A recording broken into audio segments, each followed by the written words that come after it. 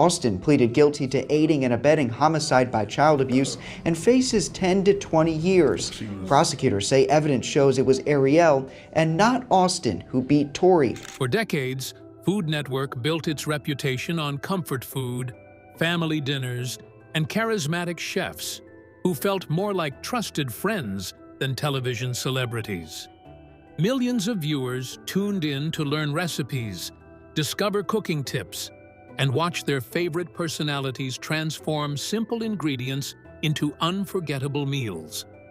But behind the cheerful kitchens, polished studio sets, and smiling faces, a very different story was quietly unfolding. Today, we'll uncover Food Network's most shocking scandals that they tried to cover up. Number 13. Robert Irvine's fake resume. By 2007, Robert Irvine had become one of Food Network's fastest rising stars. As the host of Dinner, Impossible, he built his reputation on accomplishing seemingly impossible culinary missions under extreme time pressure. But behind that polished television persona, cracks were beginning to appear. The very resume that had helped launch his television career was about to become one of Food Network's biggest embarrassments. The controversy erupted in 2008, when an investigation by the St. Petersburg Times examined many of Irvine's impressive career claims. Among the most eye-catching was his assertion that he had helped create the wedding cake for the 1981 marriage of Charles III, then Prince Charles, and Diana, Princess of Wales. Irvine had also claimed to have been a close friend of Charles, to have received a British knighthood, and to have personally cooked for 4 U.S. presidents. Those stories were either exaggerated or completely false. Irvine even admitted this much. The revelations raised uncomfortable questions not only about Irvine himself, but also about how thoroughly television networks verified the backgrounds of the personalities they placed before millions of viewers. Food Network acted swiftly. In 2008, Irvine was removed as the host of Dinner, Impossible, and fellow celebrity chef Michael Symon stepped in to host new episodes. Ironically, Symon later revealed that he understood from the beginning that his role was likely temporary, suggesting the network had not entirely closed the door on Irvine.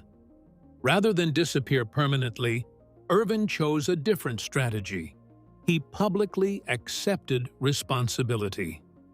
He apologized for the false claims, admitted his mistakes, and focused on rebuilding his credibility through his actual culinary skills.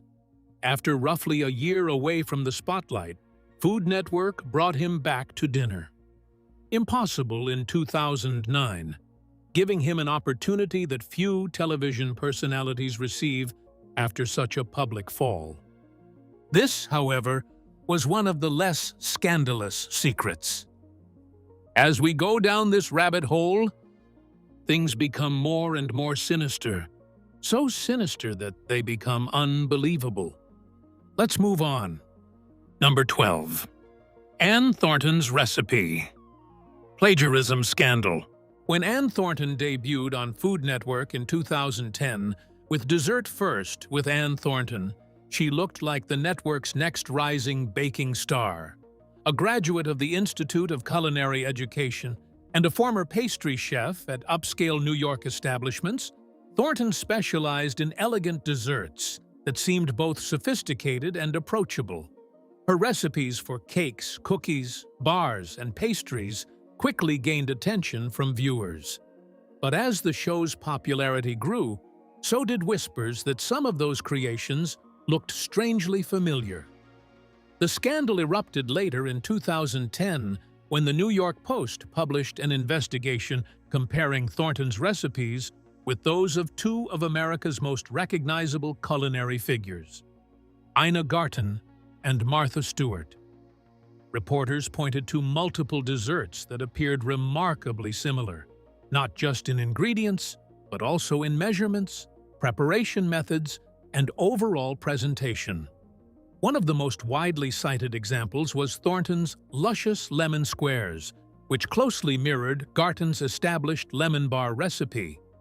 Another comparison involved Thornton's German chocolate cupcakes, whose coconut pecan frosting bore striking similarities to Stewart's published version.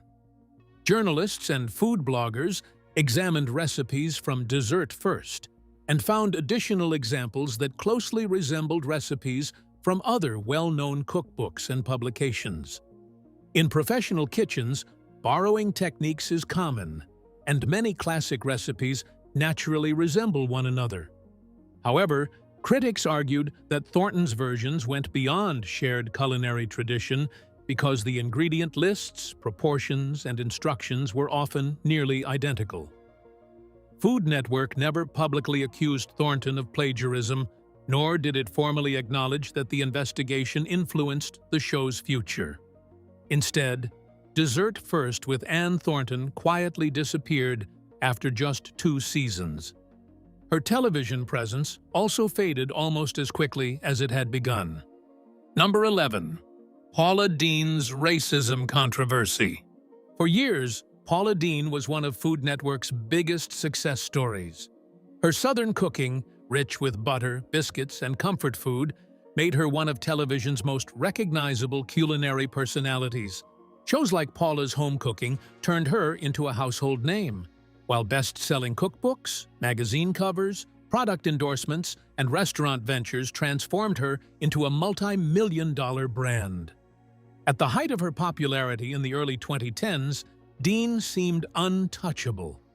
Then, in the summer of 2013, a lawsuit unrelated to television pulled back the curtain and triggered one of the biggest public relations disasters in Food Network history. The controversy stemmed from a discrimination lawsuit filed by Lisa Jackson, a former manager at Uncle Bubba's Seafood and Oyster House in Savannah, Georgia, a restaurant owned by Deen and her brother Earl Bubba Hears. During a videotaped deposition taken on May 17, 2013, Deen was questioned under oath about her past language and conduct. When asked whether she had ever used a racial slur, Deen answered, "Yes, of course," while adding that it had been many years earlier. She also testified about once considering a Southern plantation-style wedding where white servers might dress in attire reminiscent of the antebellum era, comments that quickly dominated national headlines after the deposition became public in June 2013. The reaction was immediate and overwhelming. News outlets across the United States replayed excerpts from the deposition, while social media erupted with criticism. Deen attempted to contain the damage by releasing a series of public apologies, including a video in which she called her language totally unacceptable and asked for forgiveness. However, the response was widely viewed as ineffective. Corporate America moved quickly to distance itself.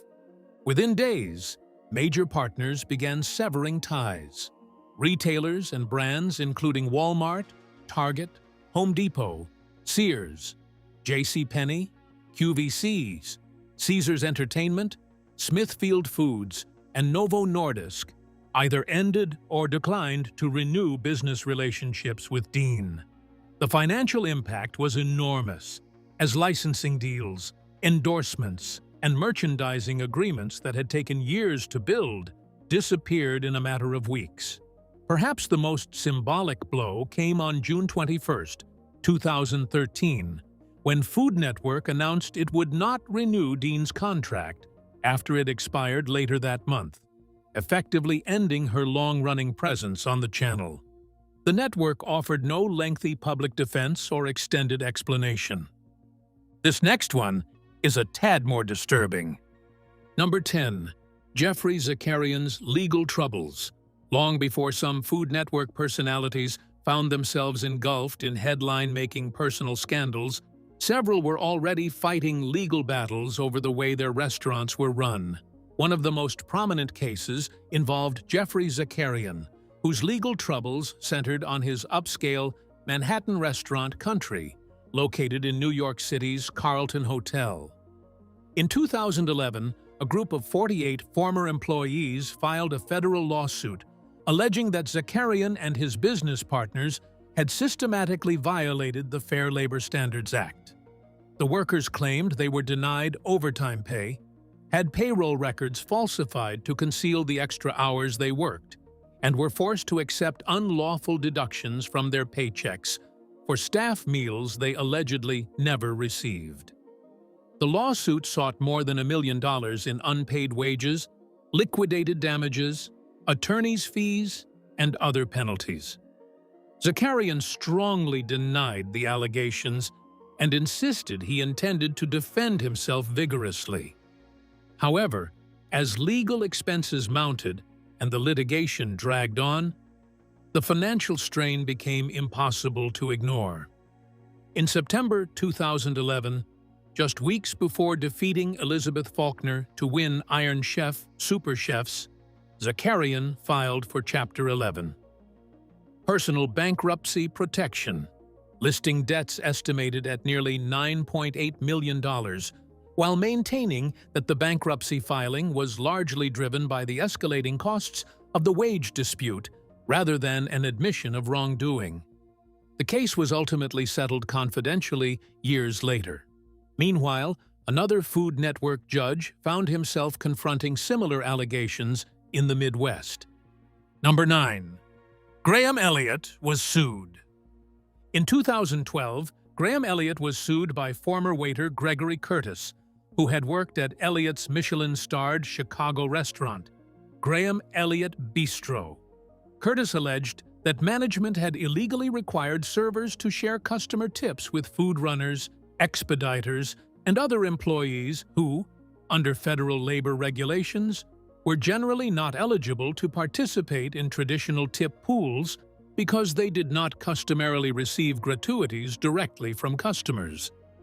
As news of the lawsuit spread, 12 additional current and former employees joined the action. Elliott ultimately reached an undisclosed settlement with the employees. Number 8. The Chef Food Network tried to erase. In late 2017, rather than simply distancing itself from one of its celebrity chefs, Food Network attempted to make him almost disappear from a show that had already been filmed. The chef was John Besh, a James Beard award-winning restaurateur from New Orleans whose culinary empire had made him one of the most respected names in American food. Yet, within weeks, that reputation would unravel so dramatically that Food Network resorted to what many called one of the strangest acts of television damage control in recent memory. The controversy erupted in October 2017 when NOLA.com and the Times-Picayune, working alongside the New York Times, published an investigation into Besh Restaurant Group. The report included allegations from 25 current and former female employees who described what they characterized as a workplace culture where harassment was widespread and often ignored. The allegations ranged from unwanted advances and inappropriate comments to claims that management failed to address repeated complaints. The fallout was swift. Just days after the investigation became public, Besh stepped down as CEO of Besh Restaurant Group, acknowledging that he needed to focus on addressing the issues raised. Corporate partners began distancing themselves, while television producers faced an awkward problem. Months earlier, Food Network had already completed filming episodes of Iron Chef Showdown, including one featuring Besh as a judge. The series had wrapped production in the spring of 2017, long before the allegations surfaced, leaving the network with completed episodes that suddenly featured a chef it no longer wanted associated with its brand. Rather than scrap the episode entirely, Food Network chose a different path. When Iron Chef Showdown premiered in January 2018, viewers quickly noticed something unusual. Besh had not been introduced as one of the featured judges, and camera angles appeared carefully selected to minimize his presence.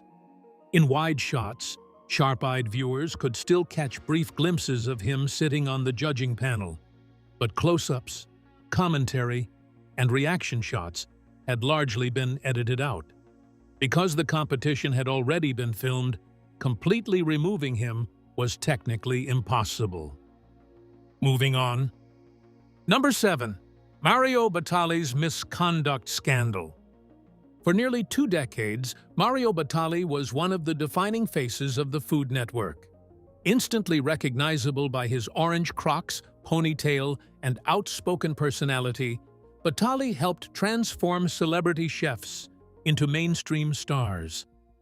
Through shows like Molto Mario, Iron Chef America, and later ABC's The Chew, he built a culinary empire that extended far beyond television, encompassing acclaimed restaurants, best-selling cookbooks, and business partnerships across the United States. By 2017, Batali was one of the most influential figures in American food. Then, almost overnight, everything changed. On December 11, 2017, food industry publication Eater published allegations from 4 women who accused Batali of misconduct spanning roughly 2 decades. The women alleged that Batali had engaged in inappropriate touching and other unwanted behavior at restaurants and industry events. Unlike many public figures who immediately denied similar accusations, Batali issued a statement acknowledging that much of the reported behavior matched his own recollection. "That behavior was wrong, and there are no excuses," he said. "I take full responsibility." The consequences were immediate. Within hours, Batali stepped away from the day-to-day operations of his restaurant business. A BC announced that he had been removed as a co-host of The Chew, ending his 7-year run on the popular daytime cooking program. Food Network also moved quickly, shelving plans to revive Molto Mario, a series it had been preparing to bring back.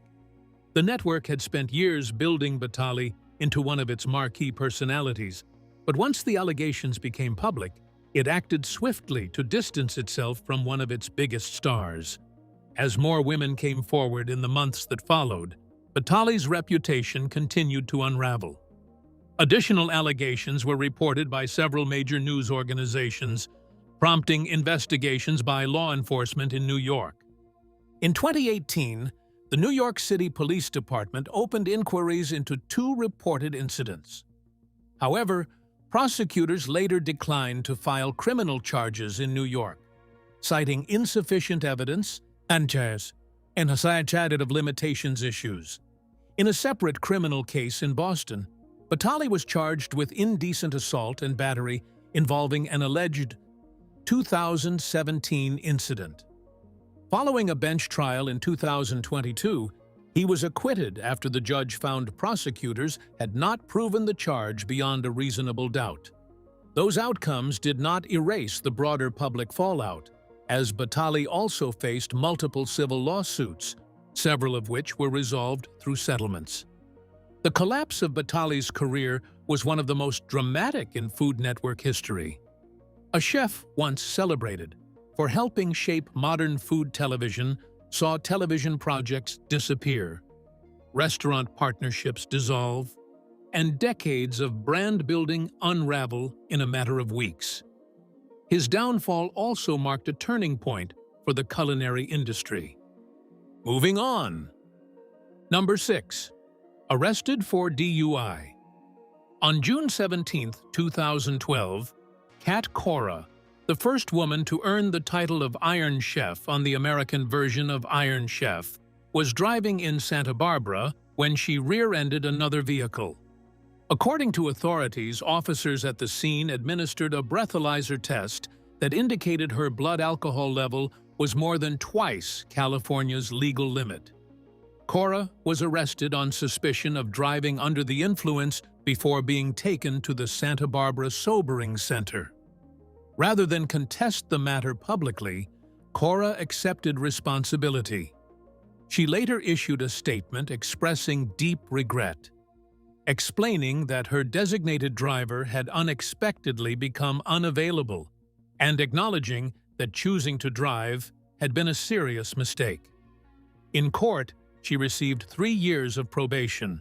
was ordered to complete 9 months of DUI education, paid financial penalties, and faced a suspended jail sentence contingent upon complying with the terms of her probation. Number 5. He tried to hire men to kill his wife. Juan Carlos Cruz rose to national prominence as the host of Food Network's Calorie Commando, where he became known for transforming indulgent comfort food into healthier meals after famously losing around 100 pounds himself. But in May 2010, the former television chef was arrested in Santa Monica on allegations that he had tried to hire men to murder his wife, Jennifer Campbell. According to prosecutors, Cruz offered approximately $1,000 to carry out the killing. Instead of accepting the offer, one of the men contacted police, triggering an undercover sting operation. Investigators secretly recorded meetings in which Cruz allegedly discussed the plan and even pointed out how the men could gain access to his wife's home. Faced with the evidence, Cruz entered a no-contest plea to solicitation to commit murder. In 2012, he was sentenced to 9 years in state prison. Moving on, number 4. The messy divorce of Bobby Flay and Stephanie March. In April 2015, Bobby Flay and actress Stephanie March officially ended their 10-year marriage after a highly publicized divorce. While court filings cited an irretrievable breakdown of the relationship, tabloids quickly focused on allegations that Flay had carried on a years-long affair with Elise Terrell, a hostess who later became his personal assistant. Flay never publicly admitted to infidelity, but the allegations dominated entertainment news throughout the divorce proceedings. Then, in August 2015, what should have been one of the greatest moments of his career turned into another spectacle. As Flay received his star on the Hollywood Walk of Fame, a small aircraft flew overhead towing a banner that read simply, "Cheater." But wait, that's not the only case. Number 3. How the Neelys drifted apart. For viewers of Down Home with the Neelys, Patrick Neely and Gina Neely represented one of Food Network's happiest couples. Premiering in 2008, the show blended Southern cooking with playful chemistry, convincing audiences they were watching a genuinely joyful marriage. But years after the cameras stopped rolling, Gina revealed that the reality had been very different. In interviews, she explained that their marriage had already been struggling before the television series even began, and that she had considered leaving long before producers approached them with the show. Instead, the opportunity led the couple to continue presenting a picture-perfect relationship while quietly dealing with growing personal unhappiness. After 20 years of marriage, they divorced in 2014. There's one more here. Number 2. An illicit affair between two married stars. In 2013, Mexican-American chef Marcela Valladolid served as a judge on the American baking competition alongside British baker Paul Hollywood, best known for the Great British Bake Off.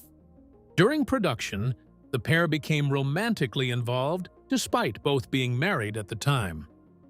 The affair soon became public, triggering intense media attention in both the United States and the United Kingdom. Hollywood later publicly admitted to the relationship, describing it as a mistake, while the scandal contributed to turmoil in both families. This next one is utterly shocking. Number 1. The darkest scandal in Food Network history. Winning a Food Network competition is supposed to be the beginning of a dream career. For Ariel Robinson, that dream appeared to come true in 2020, when she won Season 20 of Worst Cooks in America. A schoolteacher from Simpsonville with a passion for cooking, Robinson impressed mentors Anne Burrell and Alex Guarnasch-Kelly before claiming the $25,000 grand prize. Her cheerful personality and unlikely transformation from kitchen novice to champion made for compelling television. But within months of the season airing, her name would return to the headlines. For all the wrong reasons. On January 14, 2021, emergency responders were called to Robinson's home in Simpsonville after reports that her 3-year-old foster daughter, Victoria Tori Rose Smith, was unresponsive.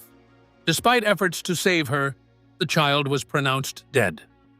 Investigators from the Greenville County Sheriff's Office quickly began examining the circumstances surrounding the death. According to authorities, Tori's body showed extensive injuries that were inconsistent with an accident.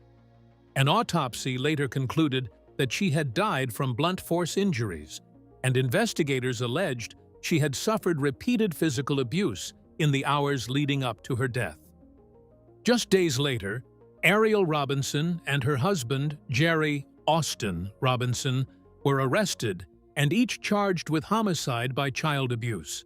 Prosecutors alleged that the couple had physically disciplined the foster child with excessive force, causing fatal injuries. After hearing weeks of testimony, a Greenville County jury reached its verdict in May 2022, finding Ariel Robinson guilty of homicide by child abuse. Under South Carolina law, the conviction carried a mandatory sentence of life imprisonment without the possibility of parole. Robinson was sentenced immediately after the verdict, while her husband was later convicted in a separate trial and also received a life sentence. Food Network, for its part, quietly removed Season 20 of Worst Cooks in America from streaming platforms and stopped airing reruns featuring Robinson. Well, that's it for now. Thanks for watching. Did you like this video? If you did, please consider liking, dropping a comment, and hitting the subscribe button so that you don't miss out on our new uploads. Also, don't miss this video you see on your screen right now. It's truly unbelievable.